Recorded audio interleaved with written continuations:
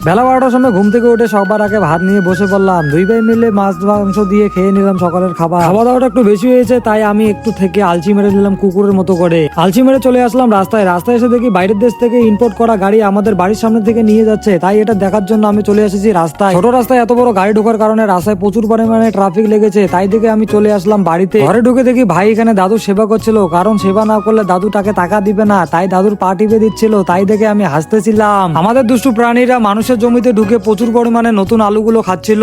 প্রাণের জন্য নিজেকে কথা শুনতে হয়, তাই দুই ভাই মিলে দড়ি দিয়ে তাদেরকে বেঁধে রেখেছিলাম। মেন নাটের গুঁড়ো হয়েছে আমাদের এই সাদা ছাগলটা। আমাদের নানি আজকে বাড়িতে যাবে, তাই মা আমি ভাই মিলে রাস্তায় এগিয়ে দিতে চললাম। নানিকে গাড়িতে উঠিয়ে দিয়ে আমি দোকানে বসে আড্ডা মারতেছিলাম। তার মধ্যে চলে আসলাম বাড়িতে। এখানে ভাই দেখাচ্ছিল একটা গাড়ি আজকে বাম উড়িয়ে দিয়েছে কিভাবে। ভাইয়ের 3D অ্যানিমেশন থেকে তাকে একটু সাব্বাসে দিয়ে চলে আসলাম আবার রাস্তায়। এসে দেখি ফিরোজ আমাকে মারার জন্য প্রস্তুত। আজকের এই মিনি ভিডিওটি এতটুকুই। ভালো লাগলে like comment share and subscribe. আমার ভাগিনা আসছিল বাড়িতে, এসে খাচ্ছিল বসে বসে।